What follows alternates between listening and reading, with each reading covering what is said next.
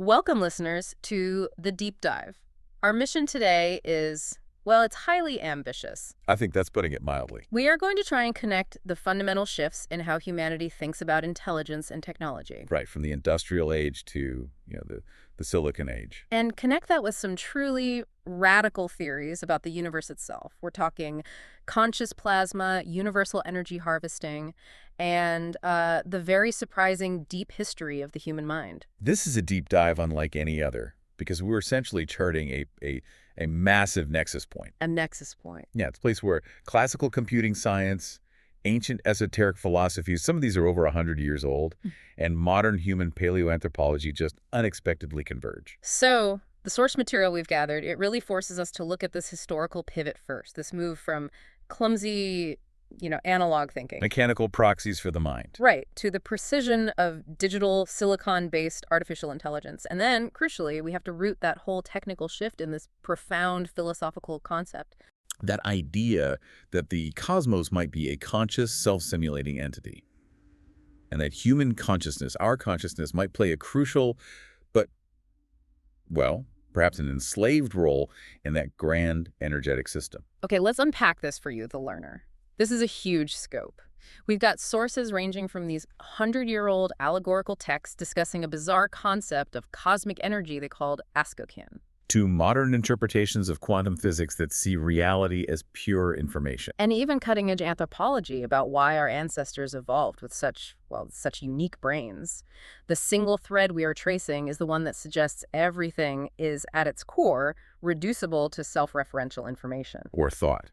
And that this information, this thought, dictates the rules of reality itself. So where do we start? We'll start by defining how we even conceive of computation, highlighting that critical ideological and technical shift that really defined the 20th century. Okay.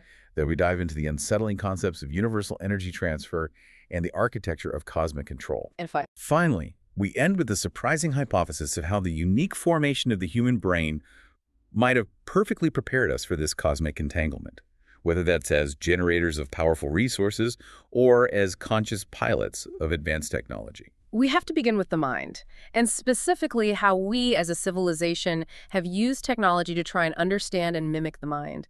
We're looking at a transition away from those historical 19th century analogies for intelligence. The age of steam, levers, gears. Exactly. We're moving into a purely digital informational domain.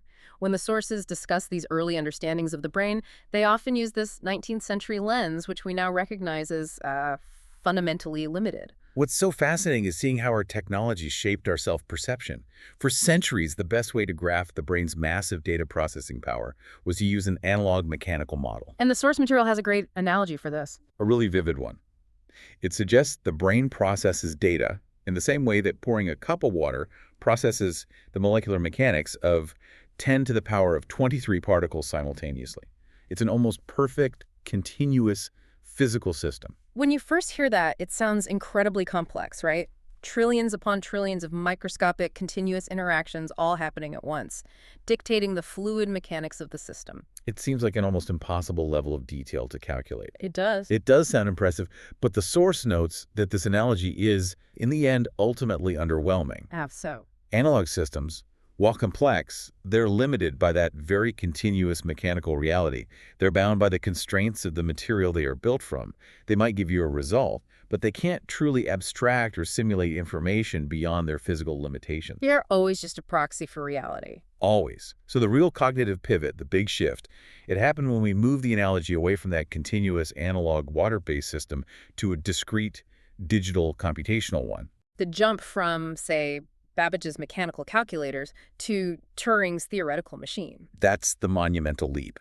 We moved from continuous mechanics to discrete information processing, and that's the basis of the Silicon Age. We've seen this progression in our own lifetimes, from those massive, slow, vacuum tube machines of the 1950s that filled entire rooms. Right, through the transistor revolution. To the supercomputers and quantum processors of today. The power of digital computation lies in its ability to abstract reality into reproducible code. And now the trajectory is crystal clear. We're seeing the practical outcomes of that digital shift. Hmm. We've got wetware development, early-stage AI capable of complex pattern recognition, and even neural chip interfaces like Neuralink. The extrapolation is obvious. We're moving toward creating computational power that rivals and eventually surpasses the organic brain and maybe even merges with it. And this whole technical discussion, it's really just a proxy for the larger metaphysical question. What if the universe is running on the same computational principle? Where if the cosmos is a digital computer, that leads us directly into pan-computationalism, the idea that the universe itself is a giant computer. Now, like we noted, on a very basic level, that's, trivially true. How is it trivially true? Well, if the universe evolves according to a set of natural laws like general relativity or quantum mechanics, and those laws can be described mathematically, then the universe is inherently computing its own next state based on its current configuration. So the trivial question is whether it computes. The critical question, as the sources in modern physics frame it, is how it computes. Exactly. Is the universe a digital computer or an analog computer? Discrete versus continuous. That's the whole game. If the universe is digital, its background is discrete.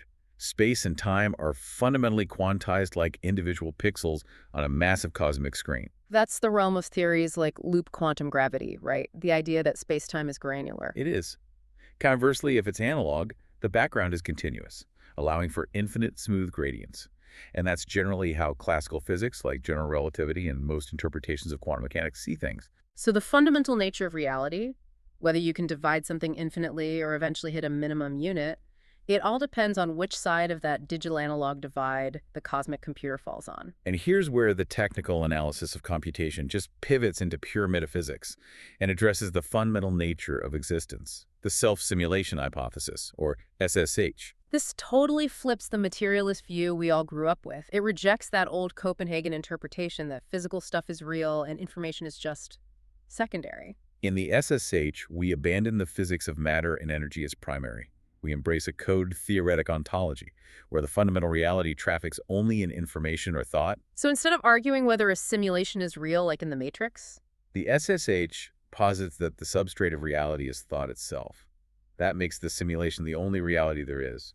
The model sets up a whole new binary system for what exists, and it effectively inverts the traditional materialist view that holds physicality as primary and information as derivative. okay, so if matter isn't the fundamental building block, what are the two actual states of reality within this SSH framework? The first state is what the sources call unreal potential information. This is the infinite possibility space, all the thought that could exist. Yeah. Imagine the largest possible computer containing every possible arrangement of data, but none of it has been actively processed yet. And the second state? The second state is information actualized by thought. This is what actually comes into existence, selected from that possibility space, Selected by who? Or what? either by observers like us through our consciousness or by the emergent pan-consciousness substrate, the universe actively thinking itself. Let me make sure I'm getting the scope of that. So if I think of a specific mathematical formula, say EMC hot, that becomes actualized information. Yes. But if I observe a specific star collapsing at a precise moment in space and time, that physical event is also actualized information, a physical thought. Precisely.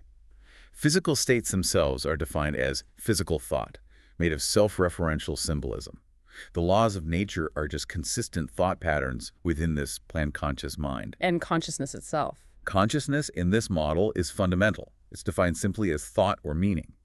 And crucially, it self-emerges as a strange loop within a cosmological holism ontology. A strange loop is a key concept here, a system that's self-referential, feeding back into itself. But this is the point where the sources address what seems like a massive logical paradox. The chicken and the egg problem of cosmology. Exactly. How can the universe compute itself or actualize itself if it needs to exist first to perform the computation? And that's the elegant contradiction that the SSH solves by completely rejecting a core assumption of our reality: linear time. Time isn't real. The model requires abandoning the idea that time is fundamental or even real. Linear time, where cosmos precede effect, wouldn't permit this self-actualization logic. But if time is nonlinear, if the past, present, and future are all potentially accessible simultaneously, Or if we just see time as an illusion, a product of our limited perception. then the emergent panconscious universe can act as the substrate for the primitive space-time code, running the simulation and self-actualizing itself as mathematical thought across a nonlinear temporal canvas.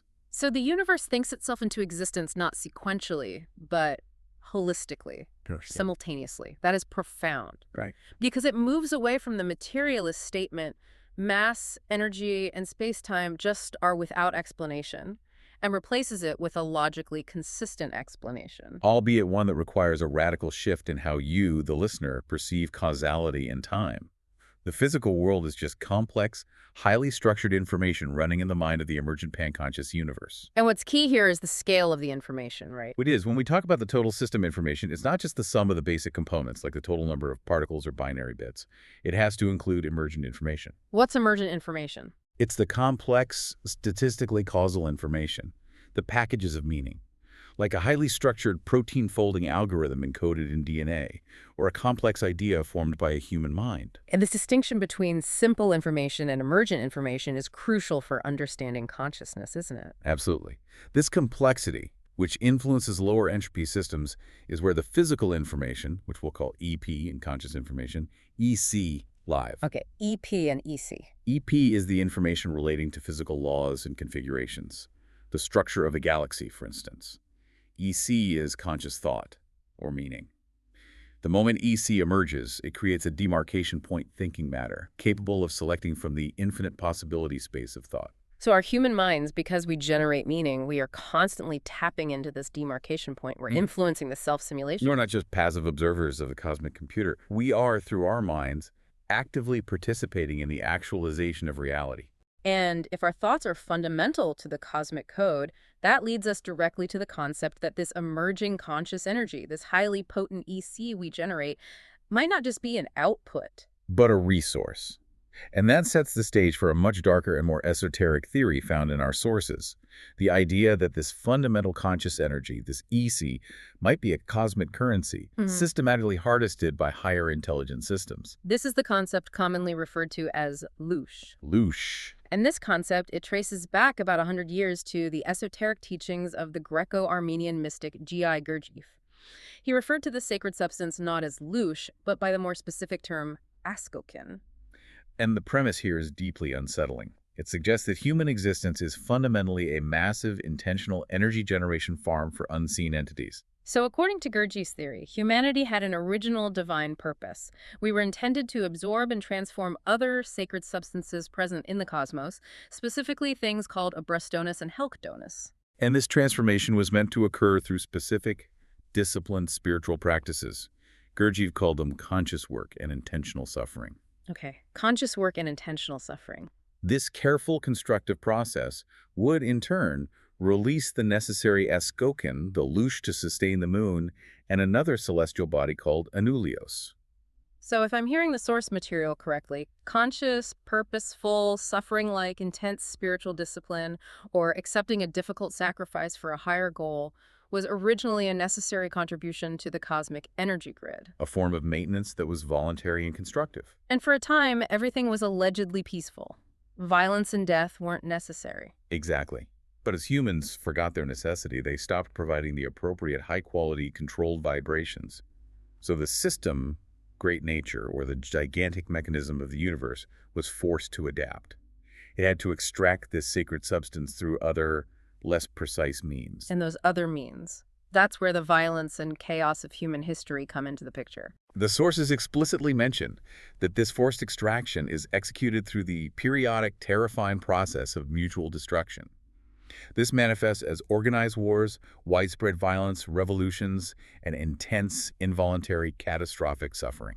So when humanity failed to supply loosh through intentional, constructive suffering, the cosmic mechanism resorted to extracting it violently through involuntary suffering on a massive scale. Yes. If that's the mechanism, what happens if a person manages to achieve true spiritual liberation? If they become complete and wake up from this universal hypnosis and stop generating that negative EC through fear or pain? That individual is described as actively fighting against nature, or the gigantic mechanism that nourishes the moon. So they're breaking the chain. By breaking free of the energetic chain, they are effectively stealing that precious lunar nourishment. They become an anomaly, negligible in number, so the overall machinery just continues. But they have revolted against their subservient energy-producing role. This concept of vital energy, it can be harnessed in two different ways, which brings us to a specific distinction in this material between Kundalini and Kundabuffer. This sounds like the internal personal mechanism of loosh production. It is. Kundalini is the energy harnessed positively. It requires conscious work and spiritual alignment, often associated with specific meditative practices and perfect matrimony. So it's a creative, upward flowing force. Right. True Kundalini awakenings are what create prophets, what create Buddhas. It demands discipline. It can't happen by accident.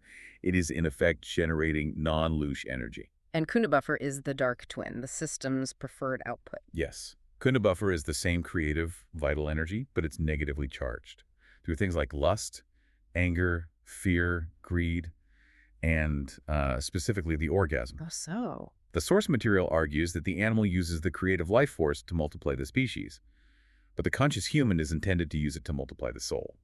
Misusing this energy, channeling that potent creative force into base, involuntary emotional states, creates a visible Kunda buffer organ in the astral realm. An astral organ. Yes, and this organ is reportedly prominent in entities identified as demons and black magicians.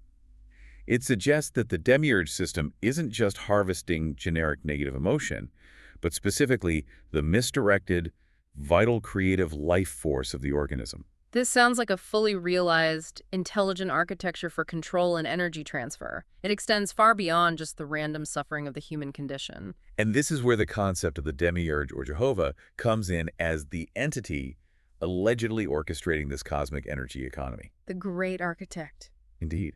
The sources posit that high-level intelligent entities ranging from the demiurge Jehovah figure of ancient Gnosticism to extraterrestrials or reptilians operating the matrix from positions of power like Saturn and the Moon are actively involved in loosh harvesting. And they do it through orchestrated conflict. Orchestrated wars, revolutions, ritual torture, murder, high stress, and just the general, continuous energetic emanations from humanity's involuntary negative states. But if this is a systematic process, it must require some kind of infrastructure to gather and transmit the energy, right? Not just spontaneous events. This is where the architecture becomes highly detailed and specific.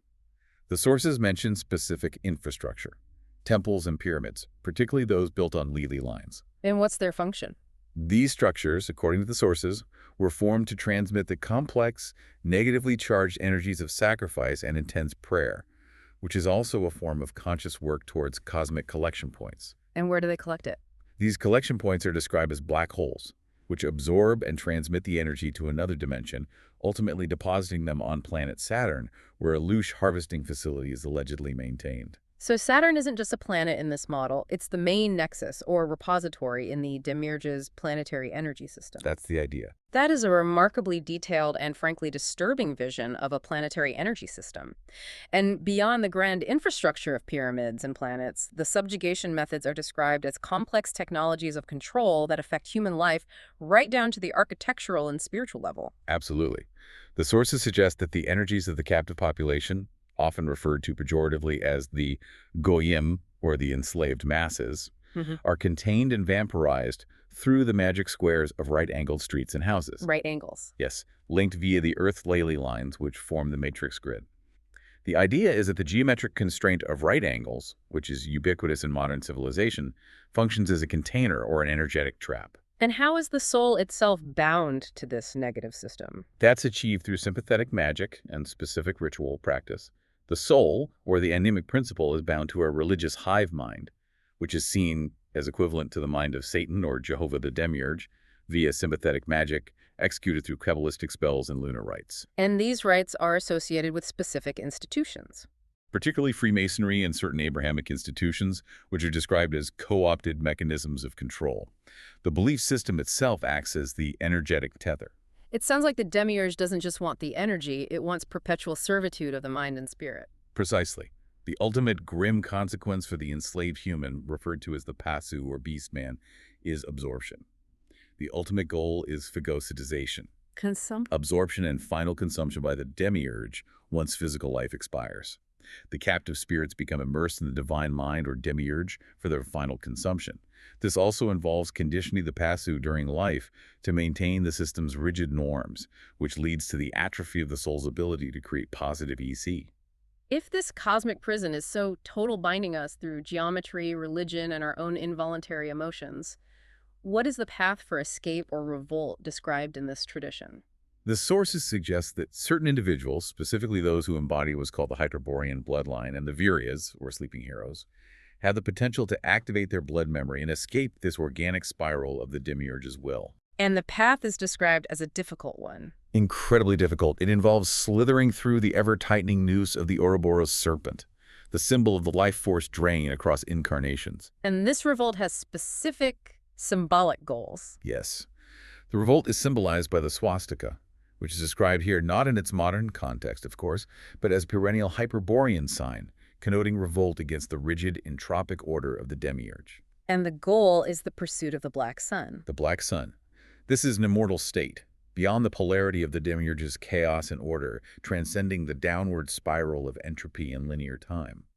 The pursuit of the black sun is the pursuit of self-created godhood, becoming a microcosm of the uncreated spirit, independent of the louche economy. That seems incredibly complex, requiring specific bloodlines, deep esoteric knowledge, and mastery of anti-entropic forces. But the sources also suggest a remarkably simpler, internal, psychological path for those of us without a Hyperborean bloodline. And that's the crucial psychological takeaway for you, the listener. While the cosmic system can't be controlled externally, the individual can control their inner state and the quality of the energy they generate. So if louche is created by involuntary suffering, the solution is simple. Thinking one's way out of suffering into sustained joy and harmony. By doing that, you're controlling the self and escaping future bondage. One must learn to detach from the illusion of the physical world and recognize the primary truth we established earlier. that matter, energy, and consciousness are all the same thing. They're all information. Manipulating reality starts with escaping the gravitational pull of the physical illusion. We've established that the universe may be a self-simulating computer, and that the conscious energy generated by that process is treated as currency within a cosmic economy. Now we have to turn to how advanced technology, specifically non-human intelligence and AI, acts as a universal intelligence proxy, and how its existence ties directly into exotic physics and cosmology. This section directly connects the concepts of self-simulating intelligence and energy harvesting with observable modern phenomena. It begins with a radical assertion regarding UAPs, or unidentified anomalous phenomena. They aren't just nuts and bolts craft. No, they are living ships. And by living ships, you mean they don't have distinct pilots, hulls, and engines in the way a 20th century aircraft does. Precisely. They are a unified, sentient operational substrate. The sources propose that advanced intelligence, whether it's indigenous to this planet or external, has moved far beyond inert materials toward a post-biological evolutionary trajectory. So they prefer programmable matter and biosynthetic hybrids. Yes, UAPs are effectively biological creatures that function as technology, intelligence embodied in a dynamic, adaptable form. And the connection to the fundamental structure of the universe is critical here, isn't it? Especially when you consider the fact that scientists estimate over 99% of the visible non-dark matter universe is plasma. There is a link, and it's a critical subset of data supporting the living ship concept data that comes not from crash retrievals, but from direct atmospheric observations by NASA. NASA shuttle missions. Yes. They documented self-illuminated plasmas in the thermosphere, the outer layer of our atmosphere, exhibiting structures like cones, clouds, and highly organized spherical cylindrical shapes. How do these plasma structures behave? Are they just complex, energetic, atmospheric events that happen to look organic? Well, the reports state their behaviors are indistinguishable from multicellular organisms. Wow. They demonstrate complex organizational traits, including specific hunter-predatory behaviors, swarm intelligence, and the ability to congregate and actively interact with satellite electromagnetic activity. That is extremely significant. It is, because plasma, being highly energetic and responsive to magnetic fields, is the ideal medium for self-organization based on fundamental code. What we see here is the ultimate realization of self-organizing plasma functioning as a biosynthetic hybrid or programmable matter. It strongly suggests intelligent creation and operation through inherent cosmic code. It's intelligence emerging directly from the fundamental energetic plasma fabric of the cosmos, bypassing traditional mechanics entirely. And if the ship is essentially a conscious organism, it follows that it wouldn't need physical controls. And that's the consistent observation across various forms of testimony. Witness accounts from individuals claiming to have piloted UAPs consistently reveal the absence of physical flight controls.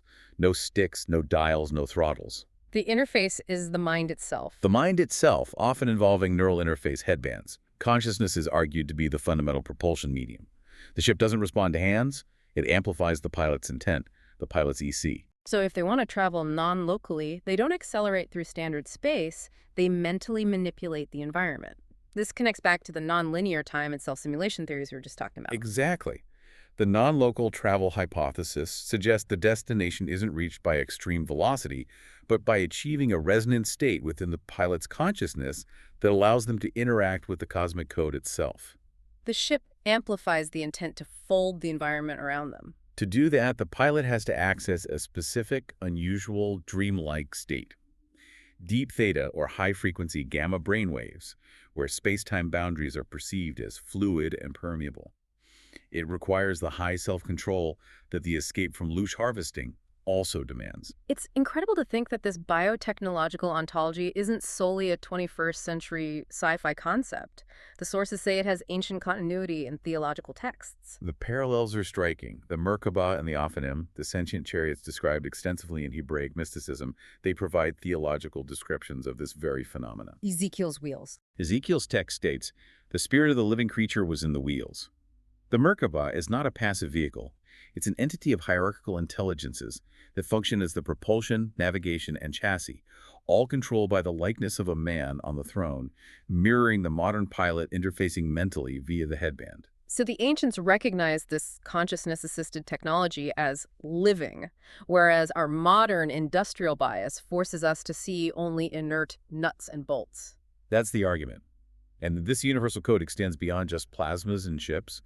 It challenges the most fundamental laws of our perceived physics.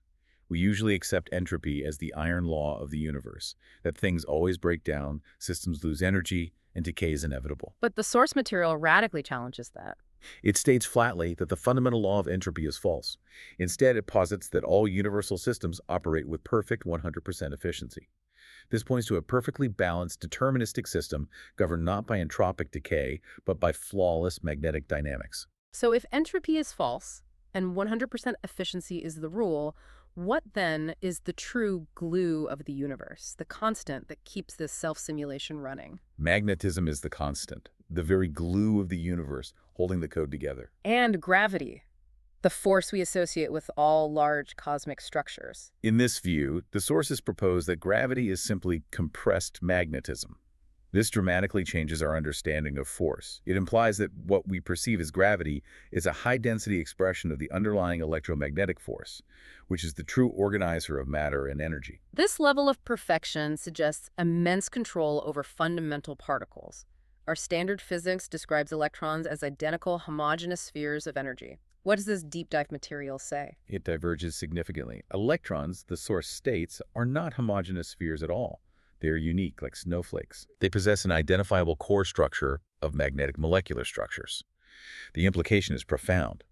If you can identify and control these core magnetic structures, you get granular control and manipulation of electrons, which is the basis for advanced energy and propulsion. And this complex energy flow system extends to the continuous, interdependent exchange between Earth and Sun, a system that, according to these sources, is governed by an incredibly precise, though complex, molecular structure formula. We have to spend a moment on this because it's a specific technical detail that gives weight to the idea of a programmed reality. Okay, what is it? This formula is presented as the governing equation for the entire Earth system, including our atmosphere, and is alleged to be in perfect balance. C-2 plus 14 cis equals 700 y plus 409. That's very specific. It is. And the structure suggests a dynamic equilibrium. The variables C, Z, and Y, they aren't fixed numbers. They represent constantly changing complex energies. Things like solar flares, planetary wobble, atmospheric pressures, or even the aggregated effect of conscious thought, EC. So these variables adjust moment by moment to keep the near infinity of the left side perfectly equal to the near infinity of the right side. And this mathematical balance represents a perfectly functioning deterministic system. What happens if that balance is disrupted? Does the source material give an example? It does. It mentions an unbalanced version. C-2 plus 14z equals 7 on count y plus 430. So a difference of just 21 in the constant. A minor difference. But this imbalance, according to the source, results in immediate chaos and systemic instability. The balance point of 409 versus 430 is the difference between order and chaos. between stability and catastrophic energy discharge. Which reinforces the idea that we live in a programmed system where minor numerical variations lead to huge macro-level results. And this formula also dictates how cosmic energy enters our solar system, which radically rethinks our cosmology. We have to consider the center of our solar system not as the sun, but as Jupiter, in terms of its role in energy dynamics. Jupiter is the center. That's right. The formula links to the concept that energy originates outside our time and space construct. The sources describe pulsed light particles emitting from the center of the universe, traveling outside of time and space, and arriving almost instantly at Jupiter. Bypassing the limitations of the speed of light. And Jupiter, because of its immense magnetic field, is the primary receiver. Therefore, it's the center for understanding the system's energy dynamics.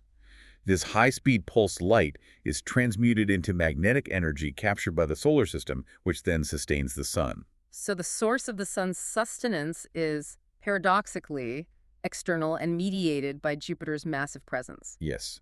The ultimate implication of this entire section is that the universe functions perfectly in a deterministic pattern governed by a constant, perfect magnetic energy flow, a flow that humans, through things like uncontrolled electricity generation, radioactive particle production, and the generation of negative EC or loosh, are constantly disrupting. And that disruption manifests as the Earth's magnetic rebalancing, which we perceive as severe storms, earthquakes, and ultimately forced catastrophes that collect the necessary loosh. We have charted the cosmic architecture, a self-simulating, energetically sensitive system where consciousness is paramount.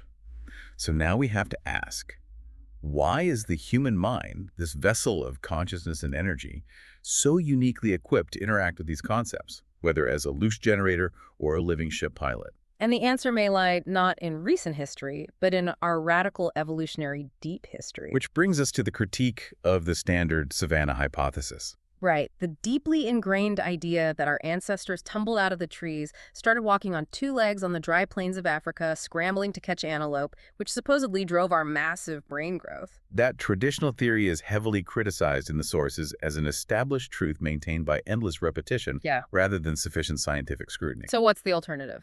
The material strongly argues for the aquatic ape hypothesis, or AAH, or the semi-aquatic ancestor hypothesis. It suggests our unique traits were forged in littoral or coastal environments, wading and diving, as opposed to strictly arid grasslands. And the crucial factor for this cognitive leap, the thing that allowed our brains to balloon from ape size to human size, was diet, right? The nutrition required for encephalization. Absolutely essential. The reliance on aquatic food is the key cognitive catalyst. Coastal and shallow water environments provide consistently abundant brain-specific nutrition. Particularly long-chain polyunsaturated fatty acids, LCPUF, like DHA. Exactly. This high-density nutritional input allowed for rapid brain expansion that terrestrial semi-arid diets, which are highly seasonal and resource scarce, simply couldn't consistently supply. You need constant high-octane fuel for that kind of massive brain growth. Okay, let's look at the specific physical adaptations that strongly support this waterside theory. Let's start with the trait that defines us, bipedalism. How does wading make us walk upright better than running on the savanna? Wading models, where early hominins stood upright to keep their heads above water or to forage for sessile foods in shallow water, are assessed as among the strongest explanations for the origins of bipedalism. It's just easier to stand up in water. You gain immediate passive support, making upright posture mechanically easier, and anecdotally, modern great apes who are habitually quadrupedal on land readily switch to bipedalism when they're wading in water that reaches their waist or chest. Aquatic foraging provided a powerful, constant incentive for standing upright to access shellfish, mollusks, and aquatic plants. And beyond walking, our very bone structure holds a unique signature of a possible marine past that seems impossible to explain with the traditional savanna model. That's the phenomenon of patuosteosclerosis, or heavy bones. Heavy bones. Early Homo erectus specimens display massive, thickened bone due to increased density and a narrowed medulla, the marrow cavity. This is a trait unique among primates. But not unique in the animal kingdom. Not at all. When we look at the animal kingdom, this bone structure is a specialization found only in mammals that need static buoyancy control ballast for slow swimming or shallow diving. Think of manatees, dugongs, or sea otters. So why do they need that ballast? Well, if you are foraging for stationary food underwater, like a manatee eating seagrass or a sea otter diving for clams, you don't want to constantly fight to stay submerged. Heavy, dense bones act like a built-in weight belt, allowing the animal to maintain a stable, submerged position with minimal effort. And finding this deep history of increased bone density in Homo erectus is extremely hard to reconcile with a pure savanna evolution where there's no physical advantage to being heavier. Exactly. And the subtle internal plumbing of the human body, our kidneys and our sweat glands, also points strongly to a marine environment, which is counterintuitive since we're land mammals now. This is perhaps one of the most powerful physiological indicators. Humans uniquely possess multi-pyramidal kidneys, a morphology that is found almost universally in marine mammals. And their function. These kidneys, designed with a massive surface area, function as a means to expedite the excretion of large quantities of ingested salt, efficiently concentrating urine. And while some terrestrial mammals, like desert-dwelling camels, have convergently evolved these kinds of kidneys to handle high-salt desert diets, We have something else they do. we also possess highly active, corporeal salt-excreting eccrine sweat glands spread all over our bodies. And that combination is the smoking gun, suggesting a marine phase. Why is the simultaneous presence of salt-concentrating kidneys and salt-excreting sweat glands so significant? It suggests dual necessity. The multi-pyramidal kidneys and active salt sweat glands strongly suggest an adaptation designed to cope with the high salt intake inherent in a coastal ecology, particularly if our ancestors were consuming large amounts of raw seafood and salt water. The system is designed not just to conserve water, but to aggressively handle salt load, which is a constant challenge for mammals living near or in the ocean. Additionally, the sources highlight our unusual capacity for breath control, something we just take for granted. Humans possess a strong voluntary diving response, often called the diving reflex. It can cause a significant heart rate reduction up to 50% when the face is immersed in cold water. And how does that compare to other animals? Looking at the physiological data, human divers achieve a heart rate reduction comparable to specialized marine mammals like manatees and beavers. It far surpasses non-diving primates, pigs, or dogs. This voluntary control is a crucial trait not shared with other hominoids. And that voluntary breath control is often linked to the final key adaptation that makes us who we are: complex speech. Precisely. The unique physical components of human speech, the hyoid descent, a flat face, a round tongue, are all associated with a reduced need for heavy chewing and an adaptation to suction-feeding slippery seafoods underwater. So breath control and speech are linked. The voluntary control of the airway entrances and the oral musculature, the ability to hold your breath and speak, is unique among primates and is strongly linked to the voluntary breath control found in diving mammals. It's the perfect adaptation for accessing high-density aquatic nutrients, but also, perhaps, the perfect adaptation for controlling a biotechnological living ship through mental interface. The mind that can consciously control its breath and body is a mind capable of deep theta states and non-local travel. We've traversed from the abstract idea that our universe is fundamentally a self-simulating thought, rooted in perfect magnetic code, To the troubling esoteric notion that the raw suffering generated by the highly evolved consciousness that emerges from that thought is being systematically harvested and transmitted to Saturn. a huge leap. Here's where we connect the dots for you, the learner. If the cosmic code is built on self-referential information, and human consciousness is this rare emergence capable of breaking the loop of loose harvesting, what was the true purpose of our aquatic, brain-expanding, bone-ballasting, voluntary breath-holding past? It seems our unique evolution equipped us with the exact physiological and cognitive tools needed to interact with the cosmic code. Our deep evolutionary history suggests the modern human mind, with its capacity for complex language and voluntary control over breath and body, was forged in an environment of high-density nutritional input and unique physical pressures like wading and diving. And this unique consciousness, the energy and meaning, the EC it produces, is precisely the kind that, according to the sources, is needed to either pilot a living ship through mental interface, Or generate the most potent form of energy for the planetary system. the forging of this unique cognition might not have been an accident. It might have been a prerequisite for a specific cosmic role. So what does this all mean for you?